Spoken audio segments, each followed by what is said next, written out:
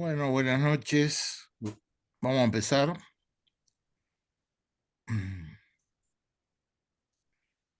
¿Están viendo bien la pantalla? Sí, Sí, sí. Bueno, perfecto. Muy bien.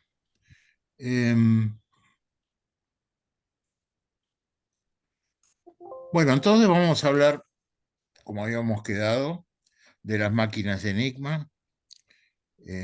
A veces es un poco un enigma por qué hay tantos conceptos equivocados.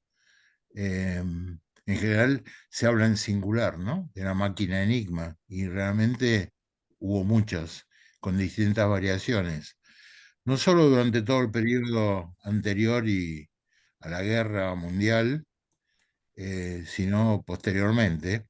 Hubo una cantidad de derivados de las Enigma, o sea, otras máquinas que se construyeron siguiendo el mismo tipo de ideas. Bueno, eh, vamos a comentar algunas, a mostrarlas, por ejemplo. La primera cosa que hay que entender es que, bueno, vamos a ver que realmente la historia de utilizar algún tipo de mecanismo de hardware, digamos, se remonta al siglo XV, con discos concéntricos inventados por Leon Alberti, lo vamos a comentar después. Pero por otro lado, máquinas para codificar información, se inventaron muchas, ¿no? Por ejemplo, ya en USA, acá vemos esta 1930, 1934. También hubo una máquina que fue muy importante, sobre todo porque fue quebrada, la M209, hecha en Suecia. Y después, distintas máquinas que fueron hechas en Holanda, en Francia, etcétera, ¿no? Este, y por otro lado, derivados, algunas como las que están acá. Una interesante es fue la NEMA, que construyó en Suiza, que era un derivado, vamos a ver, de la Enigma K. La Enigma K era un poco el final de la dinastía de las enigmas. Y desde ya la máquina japonesa, Púrpura, que, bueno, de ella no vamos a hablar. La verdad que era mucho más débil que lo que fueron las enigmas utilizadas durante la guerra. Bueno, y esta es la máquina que utilizaba la Fuerza Aérea Alemana. Vamos a ver, a charlar de eso y las implicaciones que tuvo, la Luftwaffe o la Fuerza Aérea. Bueno, primero, dos cosas muy básicas de la criptografía que ya los habíamos visto en el curso de cripto, pero por ahí hay alguna persona acá que no lo vio, por lo menos como lo hicimos nosotros, ¿no? Entonces, como dijimos, bueno, hay un método inquebrable, que es el anotador de única vez, que consiste en lo siguiente, ¿no? Primero se basa en la operación del XOR, que es la suma de bits módulo 2, equivale a las tablas de la verdad que estudiábamos en lógica en el colegio secundario. Por ejemplo, si las dos preposiciones son falsas, el resultado es falso; si una es verdadera y la otra no, el resultado es verdadero, y ambas dos no pueden ser ciertas simultáneamente. Entonces, el encriptador de flujo, llamado One Time Path o anotador de única vez, como habíamos visto, es lo siguiente: supongamos que tenemos un mensaje que es una sucesión de bits, o sea, 1 a 2 a 3 son todos ceros o unos. Tenemos una clave cuya longitud es mayor o igual que la longitud del mensaje. Y entonces, para encriptar, simplemente se hace la operación XOR bit a bit. O sea, se toma A1, XOR K1, y eso da como resultado el encriptado 1, y así sucesivamente. Para desencriptar simplemente se hace esta operación, o sea, el que recibe el encriptado, si posee la misma clave, desencripta con esta operación. Bueno, el tema está que las claves se pueden recuperar a partir de esta relación. Por lo tanto, En el anotador, por eso se llama de única vez, la clave hay que usarlo una única vez. Vamos a ver que durante la guerra había una parte muy secreta, que era el código Ultra, que se basaba exactamente en esto para las operaciones más sensibles del lado de Inglaterra. Bueno, y vamos a ver un minuto que, bueno, ya lo habíamos visto, ¿no? Un encriptador de sustitución que llamamos polialfabética. O sea, si uno toma las letras y las numera de uno, esto es un ejemplo en inglés, ¿no? De 1 a 26, porque no hay ñ. Si tenemos un mensaje que ya habíamos visto en el curso, acá no hay espacios porque estamos con un alfabeto limitado, nada más que de las letras. Entonces, si tenemos este mensaje, this crypto system is not secure, la T es el número 19 en el alfabeto y así sucesivamente ponemos todas y vamos a usar como clave una palabra, por ejemplo, que puesta numéricamente, la C en la letra número 2, A, B, C, empezamos con 0, 8 hasta 17, y hacemos las operaciones de suma, en cada caso, módulo 26, y este es el resultado. ¿Por qué mencionamos Wiener?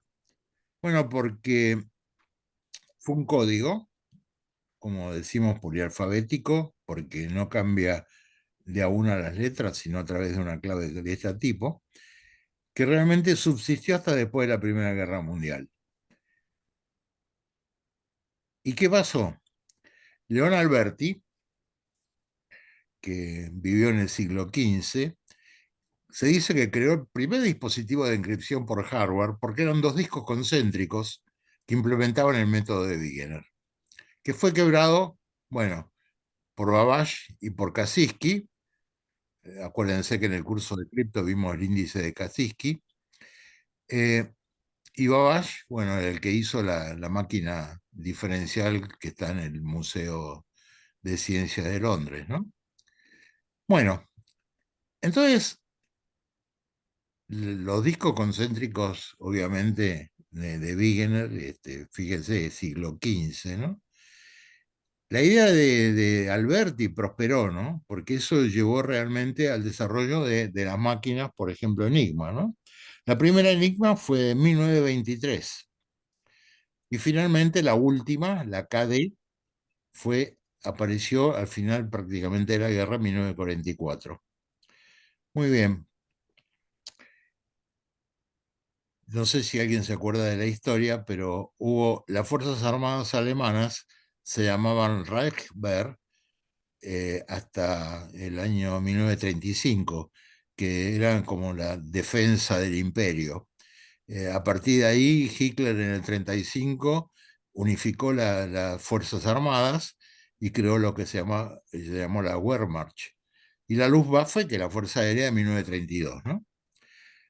Después entonces acá las enigmas fueron usadas por el ejército y la Fuerza Aérea. También inicialmente se utilizaron algunas de ellas por la Marina alemana, hasta la M4, que vamos a ver que fue la más complicada de todas. Y después se hicieron variaciones hechas en Suecia, en Suiza, etcétera, ¿no? Ahora, ¿todo esto cómo se originó? Bueno, vamos a ver un poco de la historia, ¿no? Acá había un ingeniero, Shervius, que fue el que tuvo la idea de la primera Enigma, la de 1923. La idea de él fue hacer una máquina eléctrica, obviamente, coherente con siglo XX, no con los discos manuales de Leon Alberti, y este es el árbol genealógico de las enigmas, ¿no? O sea, por un lado empieza 1923 con la A, luego se bifurcan en la parte del ejército, llegado hasta la máquina KD, que era la más avanzada, y del lado de la marina utilizaron esto que sigue hasta acá. Dependiendo los casos, las complejidades, hubo distintas formas de atacarlas, algunas con éxito, otras sin éxito, por lo menos por un tiempo. Entonces, eh, vamos a ver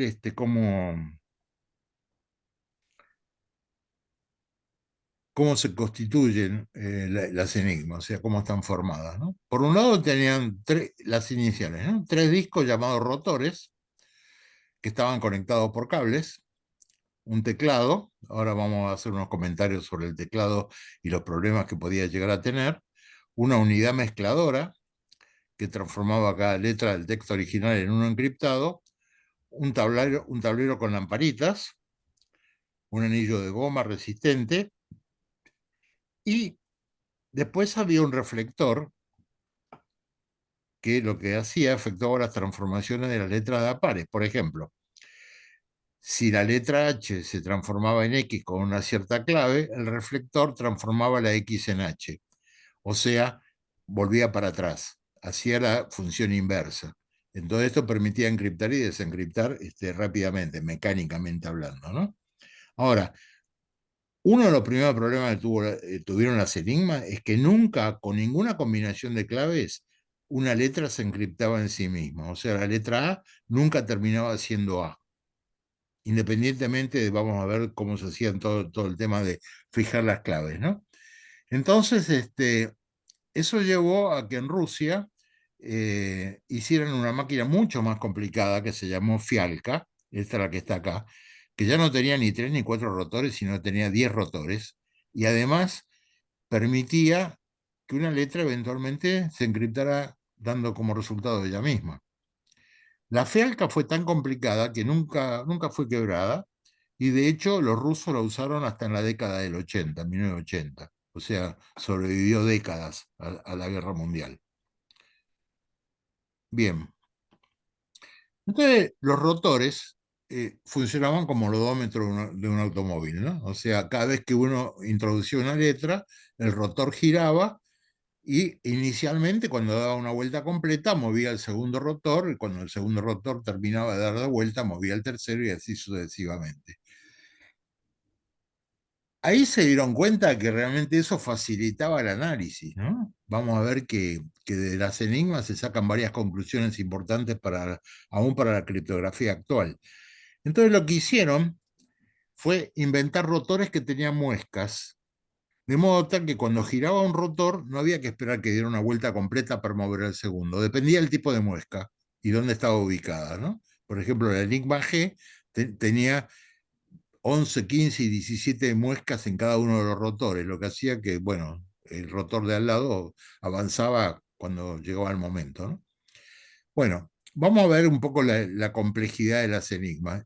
O sea, la historia es muy interesante porque si uno hace las cuentas, como la vamos a ver, las enigmas llegaron a un nivel de complejidad incluso tremendo para la computación actual, pero se quebraron por sus debilidades, no por la cantidad de claves que había que probar. O sea, teóricamente eran inmensamente complejas, uno no podía probar todas las combinaciones de claves, porque vamos a ver que los números son tremendos, pero sin embargo sus debilidades fueron las que permitieron realmente quebrarlas.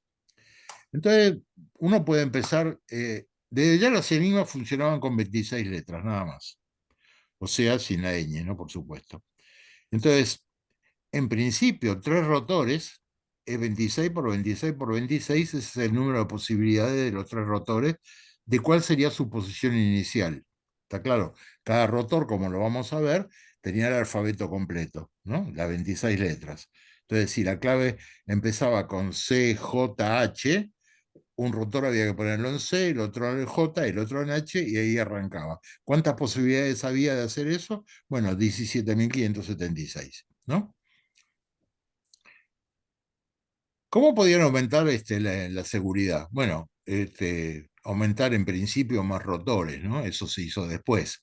Inicialmente pensaban que no, los alemanes, porque ya la máquina Enigma pesaba 12 kilos y medio y la transportaban al campo de batalla, ¿no?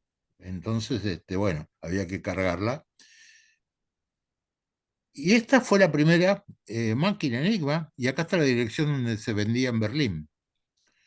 Es interesante ver esto porque cuando vamos a ver que cuando empezaron los ataques a las enigmas, uno de los problemas que enfrentaban los criptoanalistas, tanto del lado polaco como el inglés, como los franceses, era que, bueno, muy probablemente las máquinas Enigma que usaba el ejército alemán o la Luftwaffe no eran la máquina comercial, debía tener algunas modificaciones. Entonces vamos a ver qué pasó históricamente con eso, ¿no? Bueno, estas son fotos. Bueno, vamos a ver cómo se componían o cómo se componen las enigmas, ¿no? Lo fundamental es que acá hay un teclado con las 26 letras. Entonces las enigmas tenían un operador que, dado un mensaje, lo iba escribiendo y cada vez que apretaba una tecla se prendía en el panel de luces una bombita. Entonces, por ejemplo, uno apretaba la A y se prendía la H, entonces la codificación de ese mensaje empezaba con H. O sea, al lado del operador que escribía el mensaje acá, había otra persona que iba anotando lo que resultaba. ¿Está claro? Ahora, ¿qué problema había? Habían diseñado, por supuesto, un sistema para probar las bombitas antes de empezar. Porque imagínense que se quema una bombita. Uno aprieta una letra y no se prende ninguna, quiere decir que hay alguna quemada. Y ahí se perdió el mensaje, porque ya no saben qué tienen que hacer. Entonces había que volver atrás y empezar todo de vuelta. Entonces teníamos, por un lado, el teclado, por otro lado, las luces, después tenían los rotores, esto que decíamos que iban avanzando como el odómetro de un automóvil, y después vamos a ver lo que era el tablero de conexiones, y vamos a ver cómo funciona esto. Bueno, acá se ven los rotores con mayor claridad. Como yo les comenté, eh, cuando me puse a escribir el libro que salió en Paidós, este, mi problema era tener fotos de alta resolución de partes de las enigmas, ¿no? Y bueno, en Bleacher Park, que vamos a hablar del centro inglés de contraespionaje durante la guerra, pretendían 50 libras esterlinas por cada foto, lo cual era obviamente totalmente fuera de lugar para los pobres argentinos. Entonces yo me conecté con el museo, hay dos museos Enigma. Hay uno en Ámsterdam muy chiquitito y hay otro en Washington State, en los Estados Unidos. Bueno, yo me conecté con la gente de Estados Unidos, fueron hiper amables, sacaron todas las fotos que yo les pedí, tengo un montón. Es más, me mandaron incluso un DVD con fotos y un montón de películas y no puedo poner todo esto acá en la presentación porque no terminamos más. Este, y después vamos a ver al final de la charla, como siempre hubo partes oscuras en esta historia, porque hay mucho secreto militar, le hice algunas preguntas al director del museo, que son, con esto vamos a terminar la charla hoy, el intercambio de mensajes que tuvimos, los mails, donde yo le preguntaba cosas y me contestaba, y bueno, me aclaró algunos temas que yo realmente no sabía cómo habían sucedido históricamente hablando, ¿no? Bueno, acá se ven que cada rotor tiene una cantidad de conexiones eléctricas, porque de cada rotor salían cables que lo conectaban con el rotor siguiente. La otra cosa es que venían cajas con rotores. O sea, cuando decimos una máquina de 3 rotores, no quiere decir que eran los 3 los mismos y que siempre estaban en la misma posición. Parte de la clave era decir, pónganle como rotor número 1 al número 6 que está acá, el 2 ponga el 3, etcétera, etcétera. O sea, estaban todas las permutaciones de la caja auxiliar de rotores, con lo cual cambiaban las claves porque, bueno, eran rotores distintos y se complicó mucho la historia. Obviamente, cada uno de estos venía con muescas, eventualmente, por lo menos a partir de la Enigma G. Con lo cual, esta complejidad iba creciendo. Bueno, entonces, la idea de Servius fue justamente tener. Perdóname, Hugo, ¿te Sí, puedo interrumpir un segundo? sí, preguntá cuando quiera. No, en la foto que vos pusiste de los rotores, y se veían los contactos eléctricos, no entiendo, dónde está lo que interpreto es que la señal eléctrica entra de un lado Ahora y va vamos a ver. pasando por Ahora vamos a listo, ver. listo, listo. Ahora vamos a ver Listo, cómo es listo. el circuito. Listo, listo. Bueno, Perdón. entonces Servius pensó obviamente en tener distintos rotores, intercambiarlos, y agregar un tablero de conexiones. Vamos a ver cómo operaba. Por ejemplo, este es el tablero de conexiones, que era simplemente conectar con cables. Entonces, por ejemplo, si llegaba después de todo el proceso que vamos a ver que venía de los rotores y todo eso, supongamos que llegaba esta letra acá, bueno, pero como esta letra estaba conectada por un cable a otra, la transformaba. Por ahí entraba una J y debido a la desistencia del cable terminaba en Z. O sea, parte de la clave era cómo cablear, ¿no? Vamos, Perfecto. así de complicado. O sea, esto era, por ejemplo, la clave de un determinado día. Cómo se cambiaban las conexiones. Por ejemplo, acá quiere decir que si llegó una A la transformamos en X, si es una C en W, etcétera, etcétera. Entonces, esto era un enjambre, ¿no? Y dependiendo de la cantidad de cables, vamos a ver cómo aumentaba o cambiaba la complejidad, ¿no?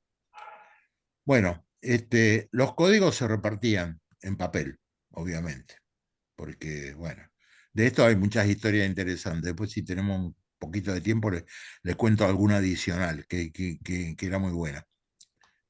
Bueno, acá vamos a tu pregunta, entonces. Bueno, entonces supongamos que este, se aprieta alguna tecla. Cuando entran a los rotores, por un lado, entraban de derecha a izquierda y dependiendo de la posición, por ejemplo, de este rotor, era la conexión con el segundo rotor. Cuando este giraba, cambiaba la conexión. ¿Está claro? Porque Claro. este tenía justamente 26 contactos. Al girar, el contacto cambiaba y lo que mandaba el segundo rotor era distinto de antes de haberse movido. ¿Está bien? Es decir, a ver, solo Mm. para aclarar, de un lado tenía contactos eléctricos el rotor, del otro lado otro set de contactos, pero no eran uno a uno, sino que ahí había otra combinación. Es así. No, era uno a uno, o sea, por ejemplo, cuando entraba una letra acá, ¿no? Este Sí, rotor está en una posición determinada, ¿sí? sí, Bueno, poner la letra A. Entonces mandaba una señal eléctrica al segundo rotor, ¿ok? sí, Continuaba viaje. Bueno, la próxima vez que giraba este rotor, si sí, entraba la A, como estaba antes, bueno, ahora lo que pasa es que iba a entrar en otra posición y entonces lo que iba a cambiar era la conexión con el segundo rotor y lo mismo con el tercero. Y cuando llegaban al reflector, el reflector, ¿qué es lo que hacía? Tomaba todo lo que llegaba y lo mandaba de vuelta en el camino inverso, para hacerlo más complicado. Y esto ahora iba al tablero de conexiones. Entonces, por ejemplo, si llegaba una letra cualquiera que estaba conectada, por ejemplo, con esta, la cambiaba. Si llegaba acá que no tenía ninguna conexión con nada, no la cambiaba. O sea, a veces la cambiaba, a veces no. Dependía cómo estaba cableado. ¿Está bien? Con lo cual, correcto. bueno, incógnitas, ¿no es cierto? Bueno, entonces, acá está justamente el hecho, bueno, acá estaba el keyboard, o sea, el teclado, acá el panel de luces, etcétera. Eso era la mecánica, digamos, de la Enigma, de la primera. Bueno, se usaban en el campo de batalla, como muestran estas fotos, que es lo que decía, hay un operador y alguien que tenía que anotar los resultados de la encriptación. Bueno, todas estas son fotos de la Segunda Guerra.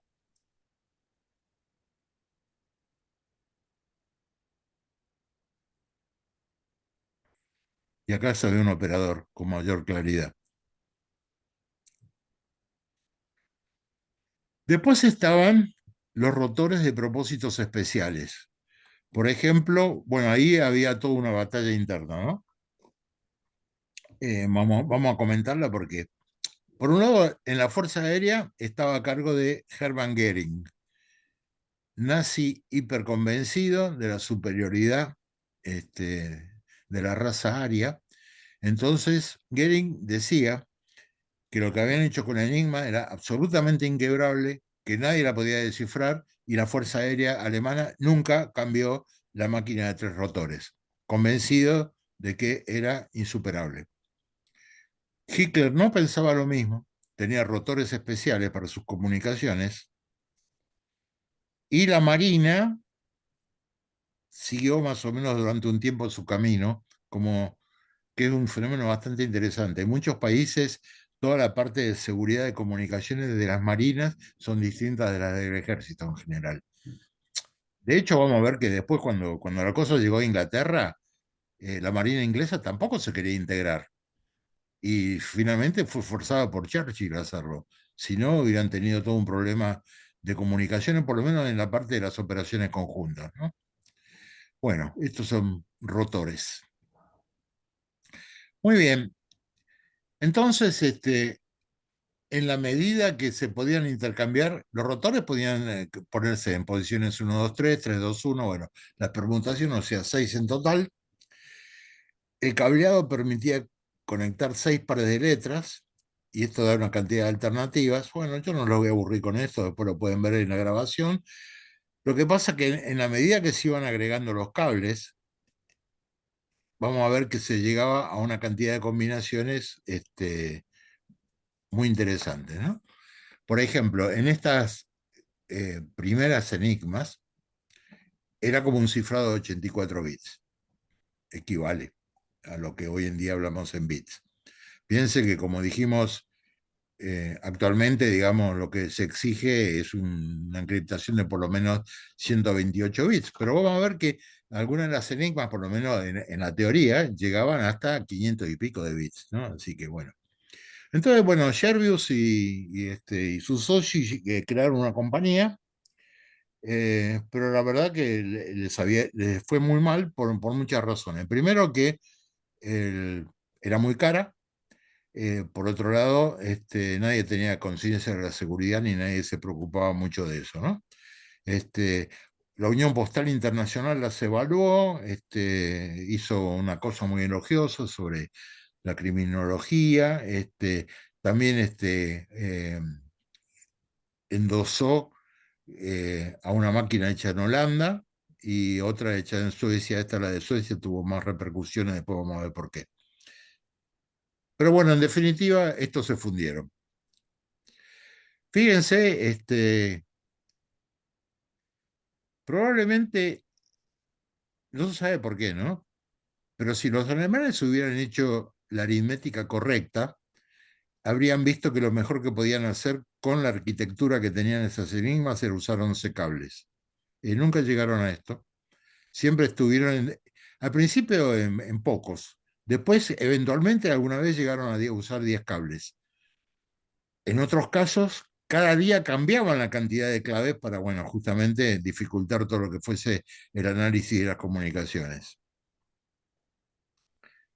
Entonces, si uno considera cuál es la complejidad total de un enigma de 3 rotores, era del tipo 10 a la 114.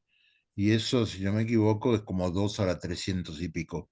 O sea, una complejidad muy grande aún para el estado actual, ¿no? Por lo menos en teoría.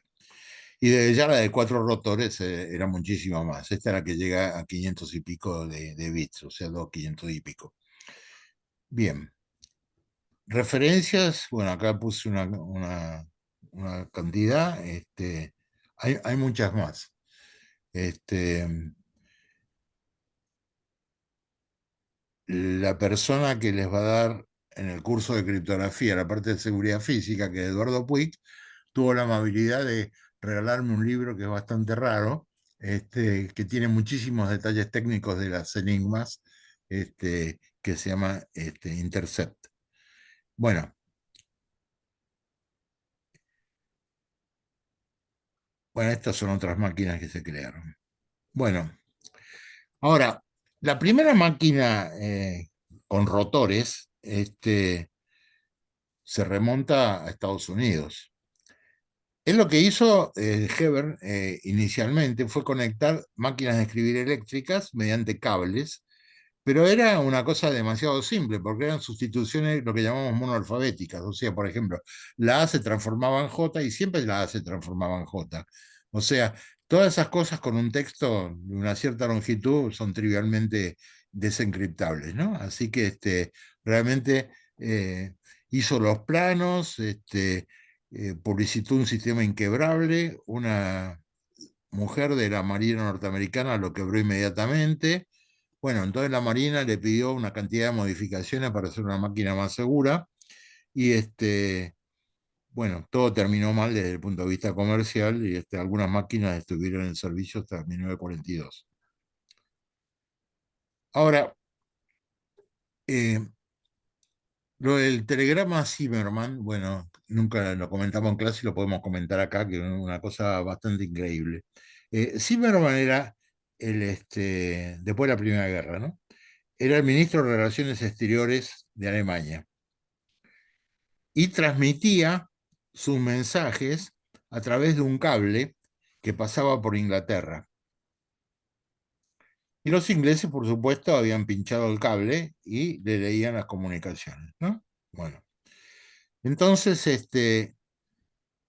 en un momento a Zimmerman se le ocurrió una idea. Lo que quería evitar a toda costa era que Estados Unidos entrara en la Primera Guerra Mundial. Para lo cual inventó algo medio delirante. Lo que él quería promocionar era que México atacara a Estados Unidos desde el sur para recuperar Texas y Arizona. Entonces, lo que hizo fue mandar un telegrama al agregado que estaba en Washington, al agregado alemán, ¿no? Por supuesto, que fue obviamente interceptado por los ingleses a través del cable donde transmitía, ¿no? Y a partir de ahí, Zimmerman codificó lo básico de esa información para un diplomático que tenía en México, para que lo entregara al gobierno mexicano y a ver si los convencía de atacar a Estados Unidos. Bueno, entonces, cuando Estados Unidos no quería entrar en la guerra, ¿no? Entonces, por ese telegrama y por ese descifrado, se convencieron de que sí debían entrar en la guerra. Ahora, ¿qué pasaba? El problema para los ingleses era que los alemanes no se dieran cuenta que le habían pinchado las comunicaciones. Entonces se hizo toda una cosa bastante compleja como para dar a entender que había sido un espía que estaba en México, que había quebrado lo que estaba en la embajada, etcétera, etcétera. Todo eso se hizo para disimular el tema de la intercepción de las comunicaciones. Ahora, eh, entonces, también había dos documentos, ¿no? Fundamentales. Uno era un libro de Churchill, que pasaba se había hundido un crucero alemán en 1923, habían encontrado el cuerpo de un oficial alemán que tenía los códigos de cifrado y señales de la Armada, ¿no? Entonces, con esos datos, los rusos empezaron a quebrar todos los mensajes navales alemanes. Y curiosamente, porque todavía no eran enemigos de los ingleses, le compartieron toda esa información, ¿no? Entonces, los ingleses empezaron a descifrar los mensajes de Alemania. Y con el libro de Churchill, los alemanes empezaron a darse cuenta de que sus comunicaciones eran vulnerables. Y entonces, ¿qué fue? Que decidieron apoyar el uso o el desarrollo de las máquinas Enigma, justamente porque lo consideraron el método más avanzado de esa época y porque sabían que sus comunicaciones eran débiles.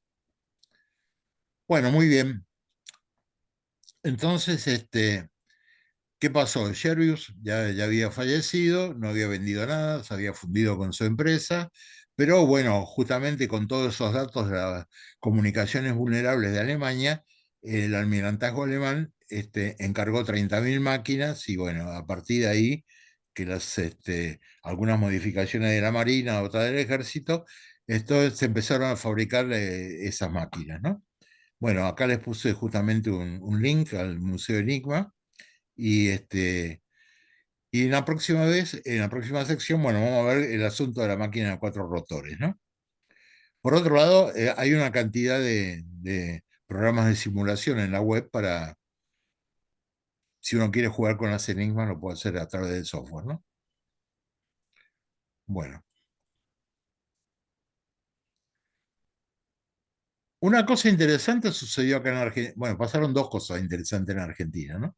Primero, la policía argentina arrestó a un espía alemán que llamado Johann Becker, que tenía un Enigma G, modelo 31, que inmediatamente se la pasaron a los norteamericanos.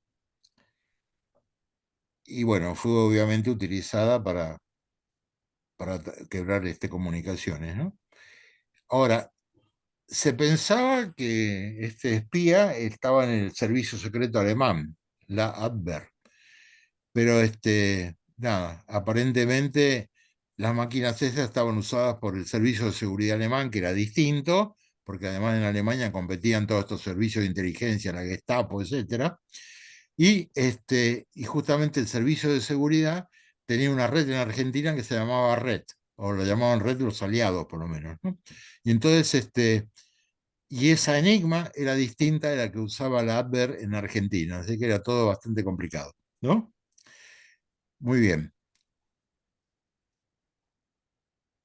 Vamos a ver después que otra cosa importante pasó en Argentina que afectó a nuestra historia, ¿no? Porque esto de alguna manera fue medio irrelevante en consecuencias, digamos, ¿no?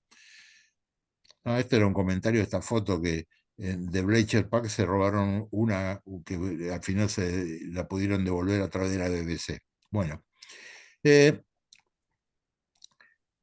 en Estados Unidos también tenía máquinas de inscripción. Una fue diseñada por este personaje, el Boris Hagelin, era de Azerbaiyán, padres suecos, estudió ingeniería en Estocolmo y, y habían invertido en una máquina hecha en Suecia, utilizando las patentes, ¿no? Bueno, esta M209 fue quebrada por los alemanes porque era menos segura que la Enigma. Y una cosa interesante, que la tomaron los italianos, la llamaron C-38, la utilizaron en la campaña de África y todas las comunicaciones de Rommel se quebraban por los ingleses porque ya sabían cómo quebrar esta máquina, ¿no? Entonces después Hagelin emigró a Suiza, fundó una empresa que todavía existe, bueno, o existía hasta hace poco, llamado Crypto AG. Pues no digo de larga y complicada historia, porque si la buscan en la web, ya se los comenté en el curso, pero para los que no estuvieron. La Crypto AG se vendió a 33 países. Pusieron un centro de decodificación en Italia que espiaba todas las comunicaciones de esos 33 países, Argentina uno de ellos. Todavía hay máquinas de la Crypto G acá funcionando. Y lo interesante es que cuando creó la Crypto G, Hagelin no pensaba ponerle una puerta trasera para decodificar los mensajes. Pero él vino a Buenos Aires y llegó su hijo de Estados Unidos con la orden del gobierno norteamericano de que le pusieran a las Crypto G una backdoor, o sea, una puerta trasera. Él no quería, pero tuvo que obedecer. Y finalmente todo lo que se hizo con la Crypto G era leído sistemáticamente todos los días sin ninguna dificultad por el centro que estaba en Italia, que además transmitía obviamente toda la información que conseguían de los 33 países. Bueno, vamos a ver cómo se quebró la máquina Enigma. Eh, Francia, obviamente, bueno, tuvo el territorio ocupado este, durante la Primera Guerra. Este, la economía estaba hecha un desastre, bueno, en todos lados. Este, ¿Y por qué eran sensibles a a los informes de inteligencia? Bueno, yo acá no lo puse, pero los criptoanalistas franceses tuvieron un éxito en la Primera Guerra Mundial porque lograron este, quebrar un código alemán que especificaba dónde estaba la artillería dentro del territorio francés. Entonces los franceses pudieron atacar ese lugar y bueno, dieron vuelta la batalla en Francia justamente al haber encontrado cómo atacar justamente a las mayores concentraciones de artillería que había, ¿no? Ahora, lo que sí sabían es que, bueno, estaba el Tratado de Versalles que limitaba a Alemania en todo lo que era su rearme. tanto el número de soldados como los tanques, como la cantidad de buques, el tonelaje de los buques, etcétera. Bueno, una cosa que a veces no es muy popular es que realmente los tanques alemanes que se usaron, los Panzer, que se usaron en la guerra después, fueron construidos en la Unión Soviética, por el acuerdo que tenía con Stalin. Así que después fueron enemigos, pero inicialmente los tanques se fabricaron todos del lado soviético. Entonces, lo que hicieron los franceses fue mandar a este capitán Bertrand, que era un hombre que hablaba muy bien el alemán, y ¿qué estaban siguiendo los franceses? Había informes secretos que decían que estaban usando una nueva máquina de cifrado, que era justamente la Enigma, ¿no? Pero bueno, es lo que dije al principio, ¿no? La máquina de Enigma en principio se vendían y uno iba a un negocio en Berlín y las compraba. Y bueno, lo que pensaban los franceses que seguramente no era la máquina Enigma que estaban usando, que debía hacer alguna modificación de esa máquina para, digamos, una aplicación militar, ¿no? Entonces, Bertrand fue nombrado director. Vamos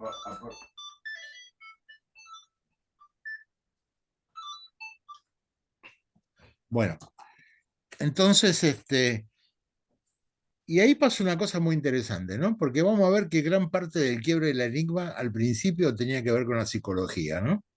¿Por qué? Este, había un joven alemán que se había presentado a la inteligencia francesa, que se llamaba Hans Thilo Schmidt, nacido en Berlín, y era el hermano menor de un general, Rudolf Schmidt.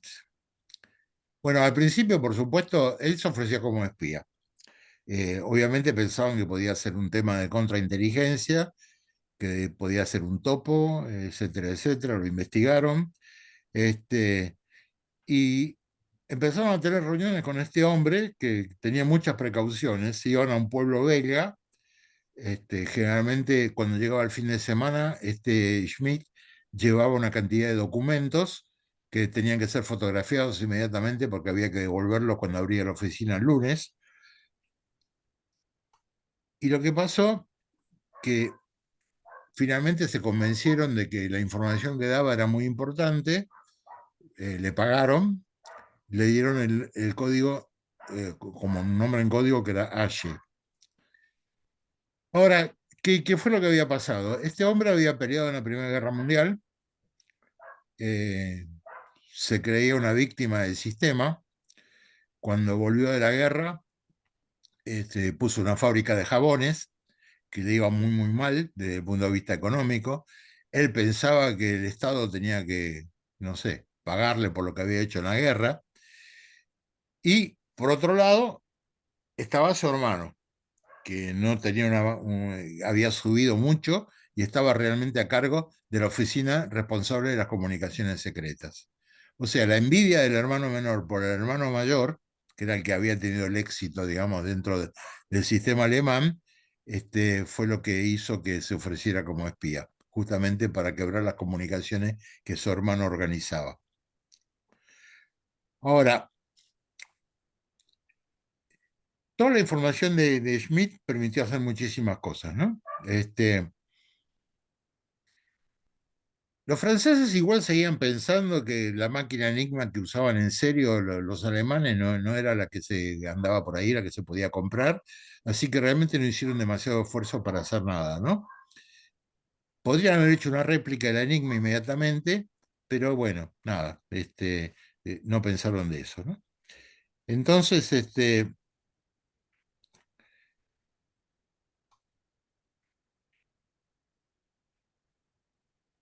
lo que necesitaban obviamente los criptoanalistas, como dijimos muchas veces, es tener mucho texto cifrado, ¿no? Entonces, ¿qué es lo que hacían? En definitiva, inventaron algo ingenioso, ¿no? Los operadores, ¿no? este, que era poner posición inicial de los rotores, o sea, la clave, entendamos, cada día a las 12 de la noche cambiaban las claves. Había una posición inicial de los rotores. Por ejemplo, el rotor que estaba a la izquierda lo ponían en la H, el segundo en la X y la otra en la tres rotores, ¿no? Entonces, luego tenían que poner los cables como estaba fijado por la clave del día. Y a partir de ahí empezaban, bueno, a encriptar y a desencriptar del lado de las comunicaciones que, recibidas a través del código Morse, ¿no? Muy bien. Entonces, bueno, a partir de ahí, habían hecho toda esta combinación que está explicada acá, que permitía, digamos, corroborar cuál era la posición inicial de los rotores, que si estaban bien puestos. Y entonces, una de las cosas que hacían los alemanes era cambiar el número de cables todo el tiempo, entre 5 y 8 como puse acá, pero después empezaron a usar de 7 a 10 y cada vez lo complicaban más, y cambiarlo con más frecuencia, ¿no? Porque, digamos, este, inicialmente, como dije, las claves se cambiaban a la medianoche. Cuando la guerra se puso mucho más difícil para Alemania, empezaron a cambiar cada pocas horas, cambiaban las claves continuamente, ¿no? Justamente para evitar. Porque fíjense que en todo esto siempre hay un problema, ¿no? Práctico. Estoy hablando del lado militar. Si se desencripta una información que dice que mañana, o sea, digamos, dentro de 7 horas va a haber un ataque en determinado lugar, y uno para desencriptar tarda 10 horas, esa información no sirve para nada, porque va a llegar muy tarde. O sea, la cuestión era siempre adelantarse a los acontecimientos para ver qué es lo que iba a pasar. Ahora, los que realmente descifraron el enigma fueron tres matemáticos polacos.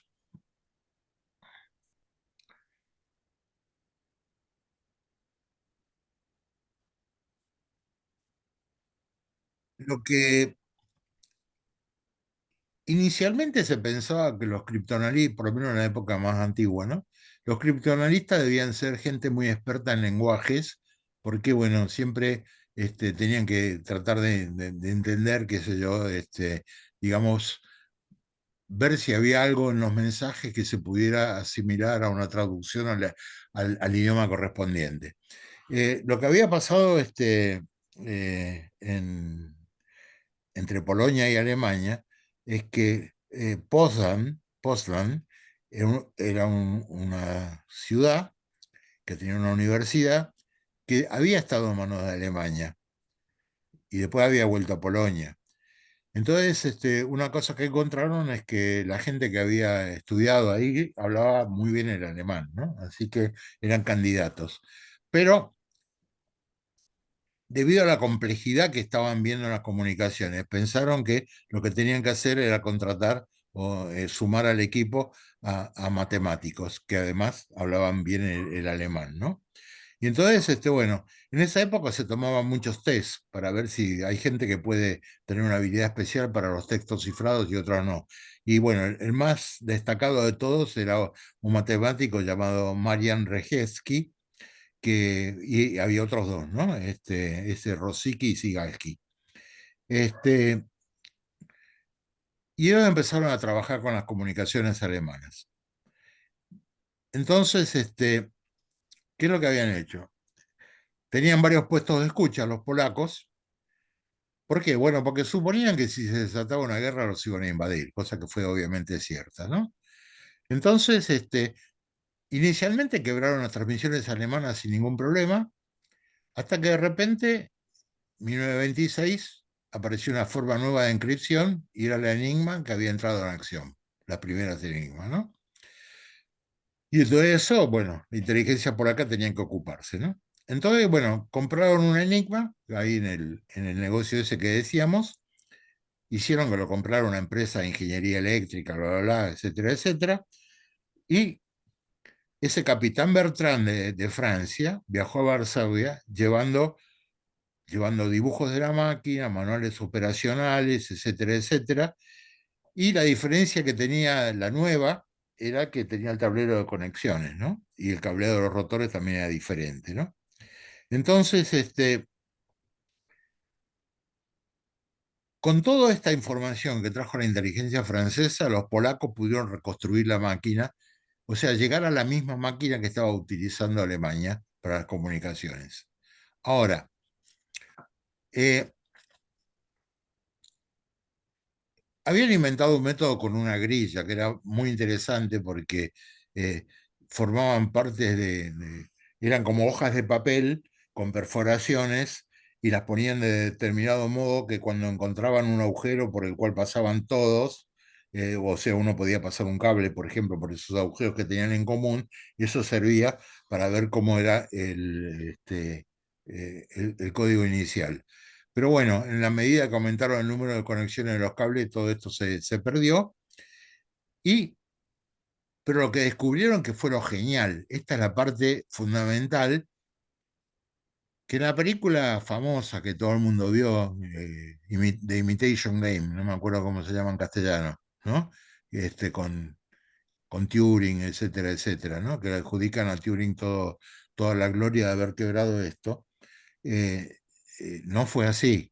De hecho, los polacos quebraron el enigma 6 años antes que Turing se enterara de lo que había que hacer.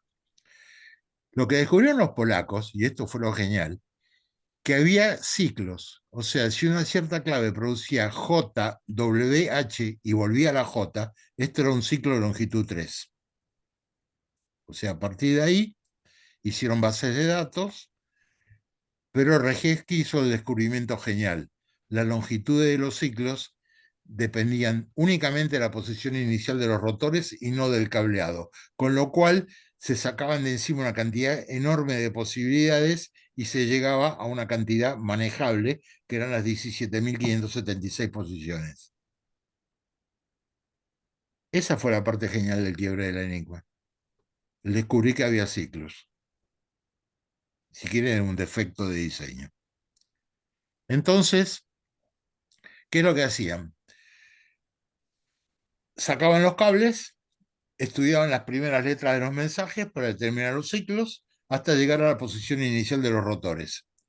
Luego ponían los textos que habían interceptado, que estaban cifrados, probaban distintas combinaciones de claves hasta que aparecían pedazos de palabras que se podían entender con ataque tipo diccionario, ¿no? Como habíamos dicho. Ahora, ¿qué pasó? La máquina se empezó a complejizar porque, bueno, la Marina ya usaba 5 rotores, de los cuales elegían 3.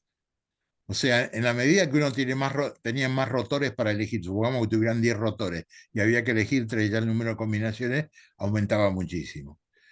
Entonces, acá hay una estampilla sobre el enigma. Bueno, entonces, ¿qué hizo la empresa esa ABA que había comprado? Bueno, que había comprado la primera enigma.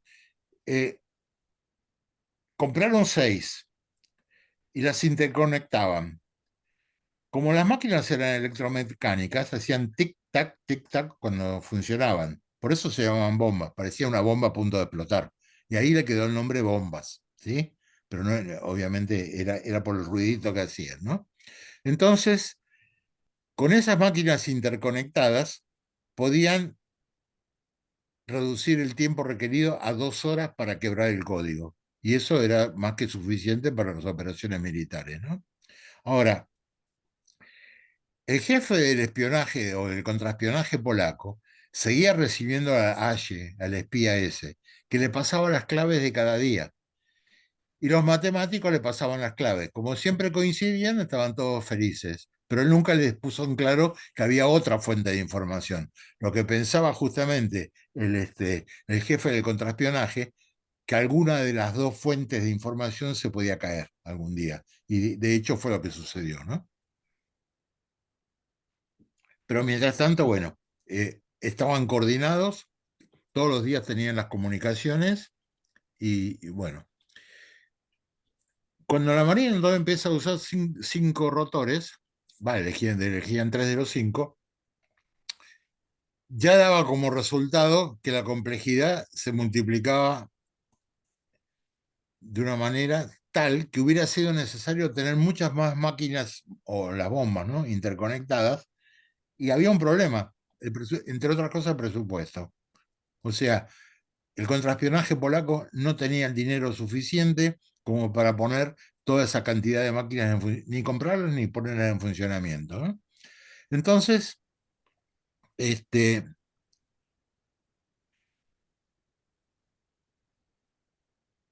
¿qué pasaba a principios de 1939? El espía se había cortado, desapareció de la escena, los criptoanalistas ya no podían descifrar los mensajes porque, bueno, se había multiplicado el número de combinaciones posibles y no podían fabricar y interconectar tantas bombas, no las podían comprar tampoco. Y justamente, bueno, toda la idea de la Blitzkrieg, o sea, el ataque combinado de todas las fuerzas que había diseñado la gente de Hitler, era justamente la velocidad de las comunicaciones, dependía, era fundamental, ¿no? Entonces, Langer, que era el jefe del contraespionaje, tenía muy bien claro que todo lo que habían hecho los matemáticos tenía que transferirlo a los aliados, o sea, Francia e Inglaterra, porque tenían muchos más medios económicos, más tecnología, etcétera, etcétera, y bueno, además que eran los que podían fabricar las bombas, ¿no? Necesarias, ¿no? Entonces, bueno, hicieron una reunión en un pueblito, este, julio del 39. Este, y ahí los mejores criptoanalistas franceses e ingleses se desayunaron de lo que habían hecho los polacos con esas las bombas, ¿no? Este, y también se enteraron que venían descifrando todas las comunicaciones alemanas. Y bueno, fue un impacto, digamos, incluso político en Francia, porque ellos habían hecho, tenían muchos datos de espionaje por el espía ese bendito, que les había dado los planos de las máquinas, etcétera, etcétera, pero en el fondo no habían hecho nada los franceses, no habían construido réplicas ni nada por el estilo. Así que los polacos le dieron dos réplicas del Enigma, y así como los planos de las bombas, ¿no? Entonces, al poco tiempo, Alemania invadió Polonia y la guerra comenzó. Y entonces,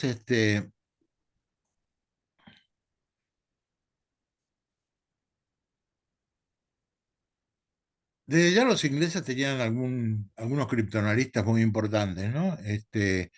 Bueno, uno era Alfred Knox, era famoso en Inglaterra porque había decodificado los mensajes de los submarinos, en la Primera Guerra. Y, y bueno, y también ese Room 40, donde se había hecho todo el trabajo ese de descifrado, se transformó en una escuela de cifrados y códigos y tenía un comandante llamado Denniston y ahí habían puesto otros expertos en criptoanálisis, ¿no?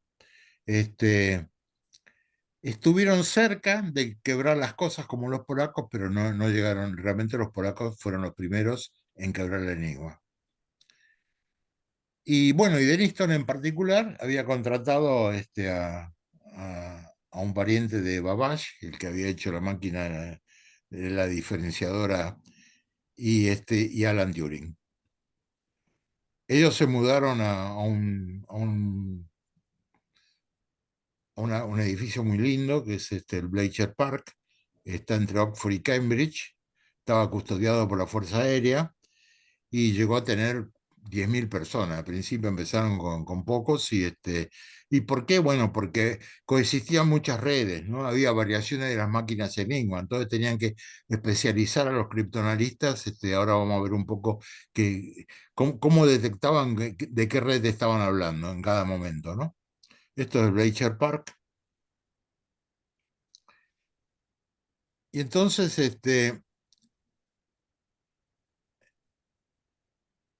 poco a poco, ¿qué es lo que pasaba? Las distintas fuerzas armadas iban, inglesas, ¿no? Iban juntando información, cada una con sus sistemas de espionaje, y bueno, siempre las rivalidades entre las fuerzas, les costaba mucho integrarse. La Marina quería hacer todo a través de su centro de operaciones. este, Exigían que los mensajes debían recibirlos en el idioma original, y bueno, finalmente se integraron por orden directa de Churchill. Acá no lo puse, pero fue así. Parece que Winston Churchill se cansó de la guerra entre los distintos, pensando además que Inglaterra estaba en una situación muy complicada con la guerra, obviamente, y bueno, que no era tiempo para dedicarse a pelear, a ver quién tenía más importancia, ¿no? Ahora, justamente los mensajes súper importantes se hicieron una unidad especial llamada Ultra que usaba el anotador única vez que vimos hace un rato. Eso era para dar la seguridad total y evitar el espionaje alemán. La Marina tampoco quiso y siguieron usando sus propios códigos. El razonamiento por el cual no quisieron era simplemente ser competitivos con nosotros, nada más, porque realmente ya en esa época se sabía que el anotador de única vez era inquebrable. Bueno, ¿ahora qué pasó? Este,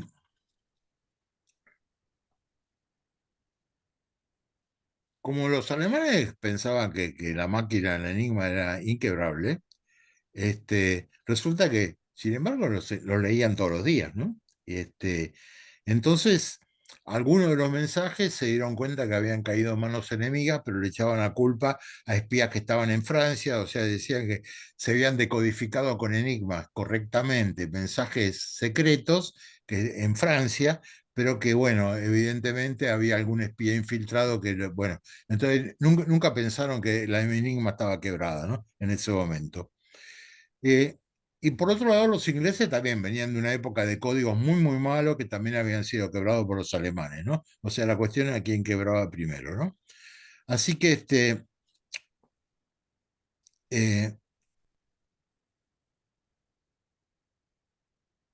justamente, bueno, el hecho de la lentitud que tenían en la decodificación es lo que estábamos charlando antes, ¿no? De que desde el punto de vista operacional, la lentitud invalida realmente el esfuerzo si se llega demasiado tarde, ¿no? Entonces, la Marina, bueno, todavía creían en las enigmas, como creía Goering en la Fuerza Aérea, respetaban a los ingleses porque ya los habían quebrado antes, empezaron a cambiar los rotores con más frecuencia, bueno, acá puse cada 8 horas, y también limitaban la longitud de los mensajes, ¿no? Porque cuanto más largo es el mensaje, ustedes saben que es más fácil hacer un ataque, ¿no? Entonces, si el mensaje es muy corto y está encriptado con una cierta clave que cambió, bueno, eso es muy difícil de hacer algo con eso, ¿no? O sea, si por ejemplo quería mandar un mensaje, qué sé yo, el buque 52 a la posición a tales coordenadas mañana, un mensaje muy cortito, eso era muy difícil de quebrar, ¿no? Bueno, la otra cosa, eh,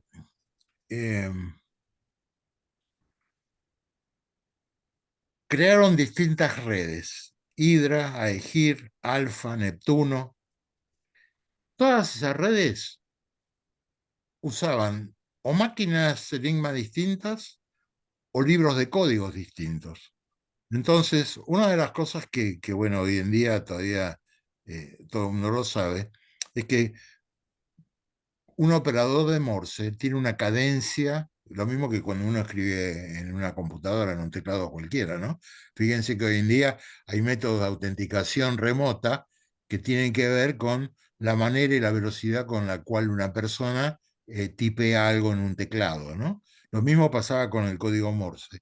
Entonces lo que hacían en Bletcher Park, cuando escuchaban el Morse, ya tenían reconocidos a los operadores. Entonces sabían que escuchando una cierta cadencia, sabían de qué red era, con lo cual ya tenían información sobre qué tipo de enigmas tenían o los libros de código y eso facilitaba el ataque. O sea, si hubieran cambiado operadores, realmente hubieran tenido otra seguridad, ¿no? Y después, en el 42, aparece una red llamada Triton, que lo usaba el almirante Dönitz, que era el jefe de la Kriegsmarine, de la Marina Alemana. Y entonces, bueno, ¿para qué lo usaban? Justamente para las posiciones de los submarinos. Como fue una red mucho más complicada, durante mucho tiempo no podían determinar la posición de los submarinos. Y entonces, qué es lo que pasaba? Bueno, fíjense cómo era la situación en la guerra, ¿no? Inglaterra dependía mucho del suministro de Estados Unidos, de armamento, de combustible, etcétera, ¿no? Entonces, los barcos salían de Estados Unidos y tenían protección aérea hasta unas 200 millas. Y luego volvían a tener protección aérea cuando se arrimaban a Inglaterra. Pero en el medio, o sea, en el medio del Atlántico, los submarinos se dedicaban a cazarlos, a hundir los buques mercantes, ¿no? Que hundían una cantidad enorme. Estaban los convoyes, los destructores, qué sé yo, pero las pérdidas navales fueron muy grandes porque no podían detectar durante ese periodo dónde estaban los submarinos, ¿no? Entonces, cuando los alemanes ponen la máquina de 4 rotores, que era una nueva Enigma, bueno, por un lado, hubo un esfuerzo logístico gigantesco porque a 100 submarinos había que cambiarle las máquinas Enigma el mismo día. Y eso se hizo el 8 de marzo de 1943. Y justamente ya estaban preparando los aliados la invasión que luego fue en Normandía, el día D, y ahí es el momento que perdieron toda la posibilidad de descifrar las máquinas Enigma. Esta es la máquina de 4 rotores.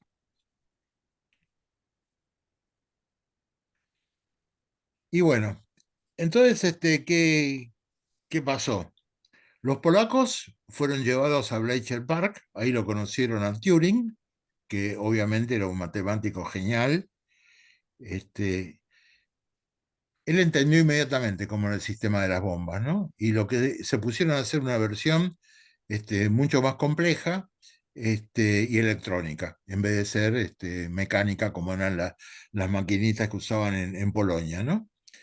Este, Como un dato interesante, bueno, ustedes saben que Turing era homosexual, este, lo sometieron a una castración química, terminó en la Universidad de Manchester y ahí los diseños de computadoras que él había hecho fueron llevados a la realidad en la compañía Ferranti y a través de una doctora Popwell, a quien tuvimos el gusto de conocer cuando vino con la Clementina, la primera era una Ferranti, o sea, la primera computadora científica que llegó acá al país era la Ferranti, y vino la doctora Popwell a enseñarnos a programar. Yo por lo menos hice el primer curso de programación con ella. Eh,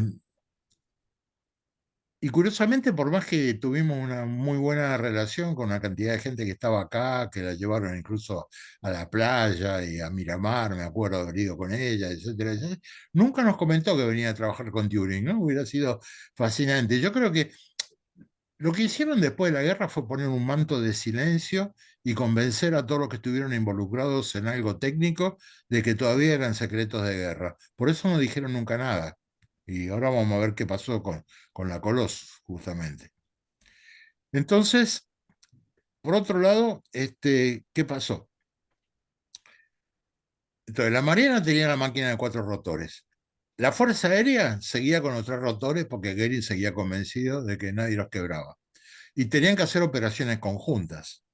Ahora, la máquina de 4 rotores la diseñaron de modo tal que el cuarto rotor, el que estaba más a la izquierda, estaba fijo y lo podían poner en una posición tal que se transformaba en una máquina de 3 rotores. ¿Por qué necesitaban hacer eso? Porque en operaciones conjuntas, Fuerza Aérea, Marina, etcétera, y Ejército, tenían que comunicarse con la máquina de 3 rotores, porque la Fuerza Aérea no tenía otra. ¿Está bien? Entonces, eso fue lo que salvó Inglaterra, ese tremendo error de los alemanes.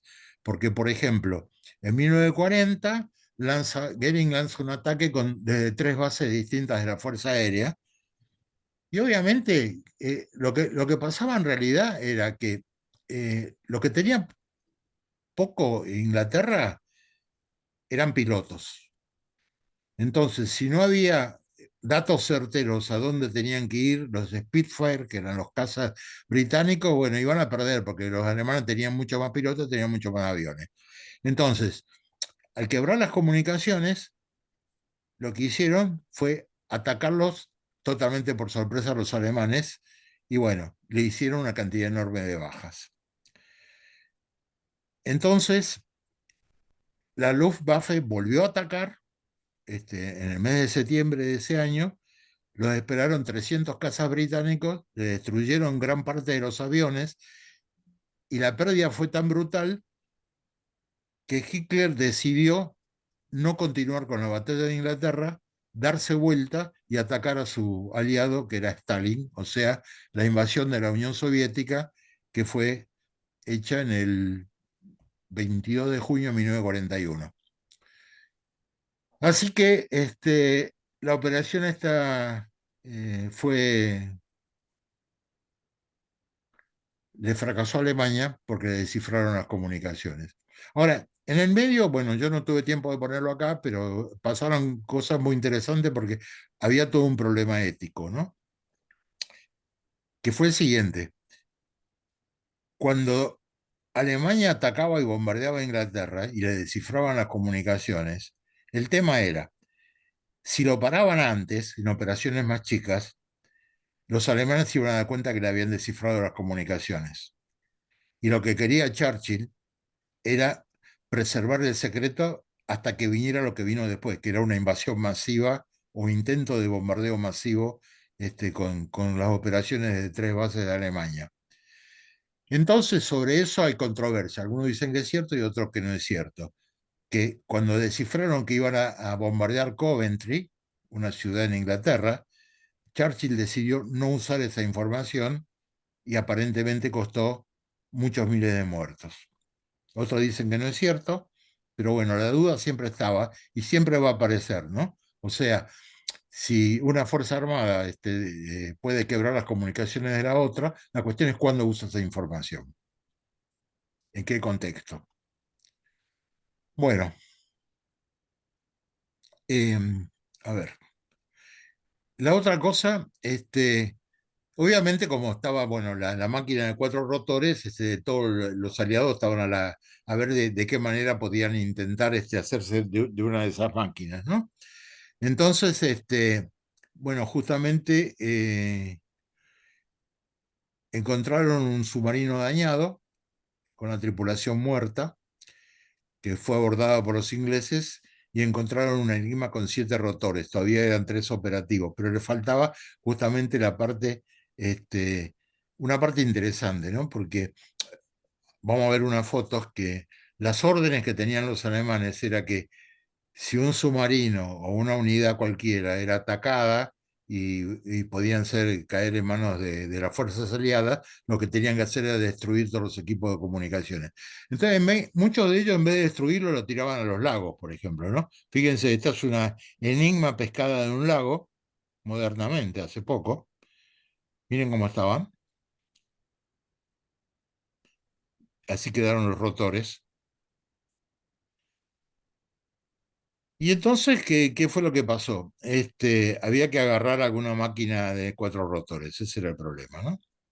Este,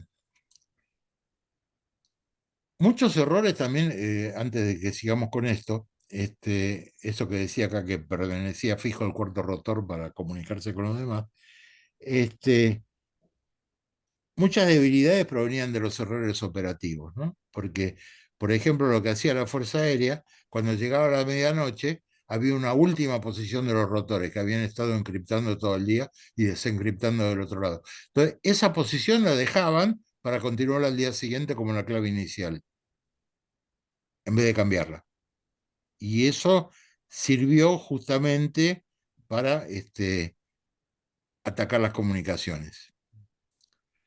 Y después, hubo un hecho bastante interesante que fue la captura de la primera máquina de 4 rotores, que había un submarino, el U-110, lo atacó una corbeta, lo alcanzaron a carga de profundidad y tuvo que salir a la superficie. Ahora, ¿qué había pasado? El día que se declaró la guerra mundial, había un submarino que estaba a cargo de un capitán llamado Fritz Lemp, que estaba tan contento con que hubiera una guerra que ese mismo día se dedicó a atacar un barco de pasajeros, Ateña, algo prohibido por la Convención de la Haya. ¿Y qué pasó? Que desde ese submarino, que era el U-30, murieron 118 personas y curiosamente varios eran norteamericanos. Y Estados Unidos como que ignoró lo que había pasado para no verse comprometido en tener que entrar a la guerra. O sea, manto de olvido. Cuando se le hundieron el submarino el U-110, se tiró al agua, trataba de llegar a la Enigma para destruirla, le pegaron un balazo de ametralladora, capturaron la Enigma con los rotores, los libros de claves y los manuales operativos. Y como, bueno, las claves duraban entre 2 y 3 meses. Y también, bueno, hubo una cosa interesante, pero con la Enigma normal, que fue que los aliados habían descubierto que había un barco de apoyo a la Marina alemana que estaba en el Ártico. O sea que cuando llegaba el invierno se quedaba inmovilizado por el hielo. Y el invierno es bastante más largo que los 2 o 3 meses, ¿no? Por lo menos en el Ártico. Entonces lo que hicieron los ingleses fue mandar un grupo comando que hablaba alemán, atacaron ese barco, lo capturaron, estaban los libros de claves de muchos más meses, justamente porque el barco no se podía mover, y durante ese tiempo estuvieron transmitiendo como si fueran los verdaderos alemanes. Esa es una de las tantas historias de la guerra. Muy bien. Así que durante ese periodo en Bletchley Park pudieron justamente descifrar lo que hacían los alemanes con la Enigma. Bueno, muy bien. Y la otra cosa, que acá también hay una gran confusión, me parece, por lo menos en medios eh, periodísticos o también en la película, ¿no? Hitler no creía en la Enigma, o sea, dentro de su locura tenía razón. Entonces inventaron otra máquina, la Lorenz, que utilizaba señales de telex. O sea, generaban grupos de 5 bits pseudo-aleatorios, los combinaban con el texto, tipo anotador de única vez, tenía 12 rotores, el cifrado era mucho más complicado que las máquinas Enigma, y bueno, había que tener un enfoque absolutamente distinto, ¿no? No tenía nada que ver con Enigma. O sea, esta era la máquina Lorenz. Entonces, los británicos empezaron a ver que había un tráfico de datos de teletipo, que estaban cifrados, ¿no? Y lo llamaron Fish. Siempre le ponían un nombre a las cosas, Neptuno, esto, aquello, bueno. Y entonces al tráfico lo llamaban Tuni, o sea, atunes, ¿no? Y entonces, eh, ¿qué fue lo que hicieron? Lograron quebrarla utilizando justamente, cuando vieron que las señales de Telex o el código Morse si correspondía a un código de Telex, ¿qué fue lo que pasó? Al principio hubo un operador de códigos en Viena que había mandado 4.000 caracteres a un colega que estaba en Grecia. El receptor le dijo que no había entendido todo, solicitó la retransmisión y la persona de Viena utilizó la clave original, utilizó abreviaturas y en un tiempo bastante corto, unos criptoanalistas muy geniales descifraron el mensaje. Todo el procedimiento lo enviaron a un matemático llamado Tute y consiguió hacer una máquina electromecánica análoga a la Tuni. Y entonces, con eso empezaron el análisis de los mensajes cifrados, pero era sumamente lento. Entonces, que un electrónico ingeniero llamado Maxwell Newman diseñó lo que fue la primera computadora electrónica del mundo, que es la Colossus. O sea, la Colossus, que aparece en la película, era para quebrar la máquina Lorenz, no tenía nada que ver con la Enigma.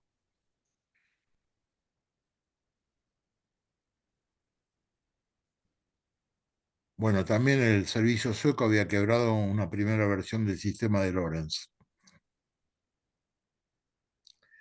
Bueno, estas eran las bombas ya electrónicas que había implementado Turing y su equipo, y esta es la Colossus. Curiosamente, cuando termina la guerra, bueno, curiosamente dos cosas, ¿no? Primero, con la historia de la computación nos enseñan que la primera computadora electrónica estaba en Estados Unidos, no, fue la Colossus, era electrónica y era computadora y tenía programas. cargaba programas. Y la otra cosa es que cuando termina la guerra, ordenaron destruir todas. Y bueno, afortunadamente, después les voy a mostrar un pequeño video que hizo uno de nuestros profesores, Eduardo Puig. Hace poco estuvo de visita en Bletcher Park, hace 2 o 3 meses, y justamente estuvo filmando la máquina reconstruida, ¿no? O sea, volvieron a hacer la original, utilizando obviamente los planos de la época.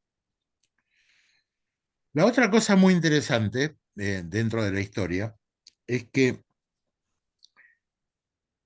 el diario El País descubrió en Madrid, muy cerca de la Plaza de las Cibeles, los que conocen Madrid saben que es una plaza céntrica, había un sótano lleno de máquinas Enigma, porque Hitler se las había mandado a Franco, justamente para encriptar las comunicaciones durante la Guerra Civil Española. Las máquinas estaban sin uso, pero habían hecho una cosa bastante interesante los españoles. Ellos tampoco confiaban en los alemanes, o sea, la habían cambiado en su diseño interior para que encriptaran en forma diferente. Bueno, un conocido criptógrafo español pidió permiso al gobierno, entró y las puso en marcha. Así que eso es una cosa relativamente reciente y parte de la historia. Bueno, ¿qué pasó con las bombas electrónicas por parte del NSR, no? Bueno, Alan Turing llegó a la conclusión de que las bombas electrónicas que había hecho no tenían la velocidad suficiente y que Estados Unidos estaba más adelantado en lo que era, digamos, computación digital. Y en particular, en ese momento era la compañía NSR, la National Cash Register. Entonces, lo que hicieron fue diseñar lo que llamaban la bomba de la Marina norteamericana. Era mucho más veloz que las máquinas, las bombas inglesas, y cuando contrataron a NSR, hubo un viaje secreto de Turing a Washington en diciembre de 1942 para supervisar el trabajo, ¿no? La NSR había pensaba que había que construir 336 bombas y Turing le demostró matemáticamente que con 96 alcanzaba. O sea, este genio matemático le ahorró mucho tiempo y mucho dinero en el esfuerzo de guerra, ¿no? Y el primer dispositivo empezó a funcionar en 3 de mayo del 43. Construyeron en definitiva más que el 96 porque mandaron a Inglaterra, ¿no? Y llegaron a descifrar los mensajes en 1 hora. Bueno, lo que le voy a mostrar a continuación es lo siguiente. Por lo menos para mí había partes oscuras, digamos, de toda esta historia, ¿no? Porque nunca habían sido muy explicitadas, porque obviamente hubo muchas cosas secretas en el camino que nadie tenía ganas de escribir. Entonces, le voy a mostrar un par de mails que intercambié con el director del Museo Enigma, y con mis preguntas y sus respuestas, ¿no? Entonces acá le digo, bueno, leyendo acerca de la M4, la máquina de 4 rotores, ¿no? Encontré algunas pistas de que realmente fue quebrada por las bombas americanas que construyó el NSR bajo la supervisión de Alan Turing. ¿Es verdad? Bueno, yo sabía que sí, pero no quería que me lo dijera. Dice, sí, Hugo, dice, las bombas americanas fueron diseñadas por Joe Desch con la ayuda de Turing. Estaban en un edificio secreto llamado Edificio 26 en la NSR en Dayton, Ohio.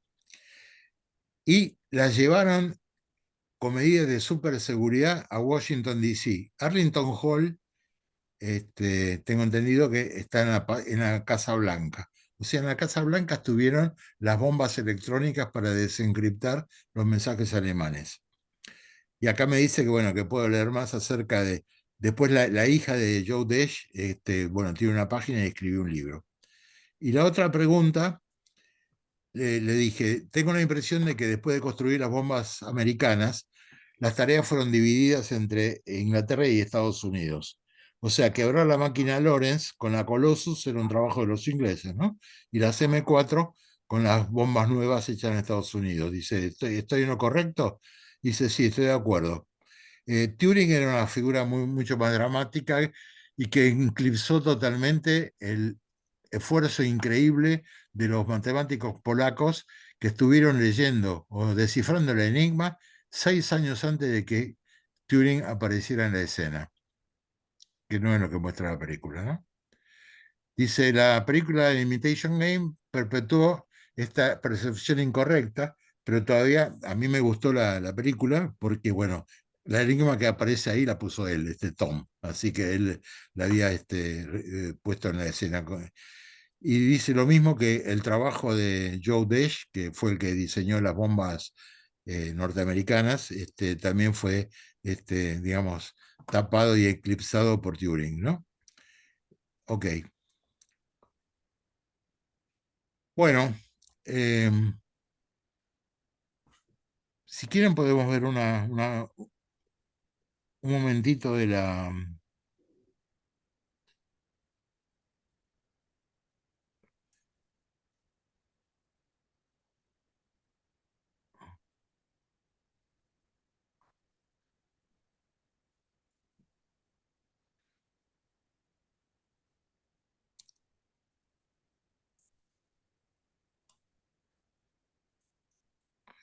Bueno, esperemos que ahora vamos a ver si podemos ver la Colossus en funcionamiento ahora.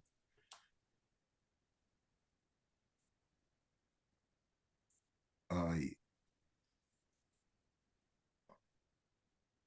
no, no, no, no, no, no, no, no, no es esto.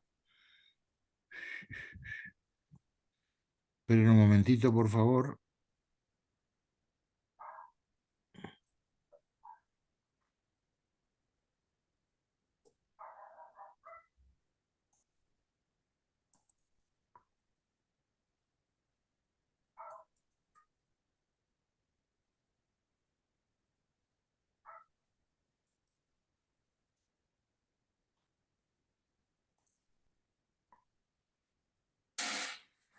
¿Se ve? No, no, no. No. ¿No ven? No, no. ¿No se ve nada? No, no. Se Yo ve estoy viendo un el Windows Explorer con las carpetas. Ah, a ver, vamos a hacer un share un poco más.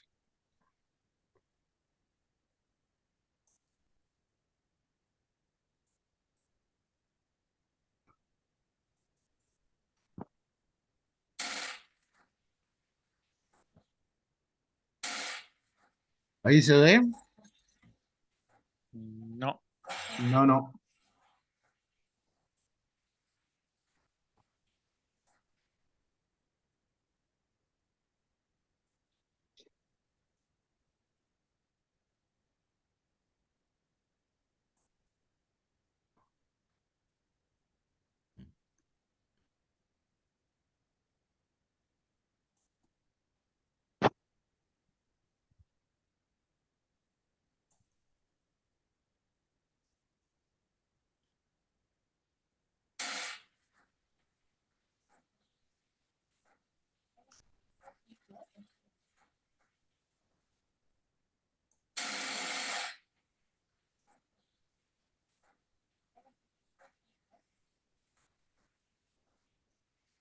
No se ve, ¿no? no, no. Bueno, No. lamento, en todo caso después le paso la película. Es Sí, corta. no hay problema. Hugo, una Sí. pregunta. ¿Cuánto tiempo estuviste investigando para el libro y todo esto?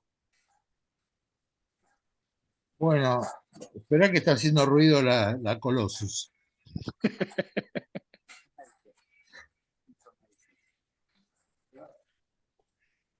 ¿Cuánto tiempo? No, no sé, creo que me llevó como...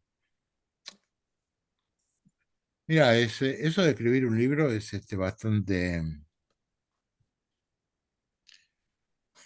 bastante poco recomendable, porque es muchísimo trabajo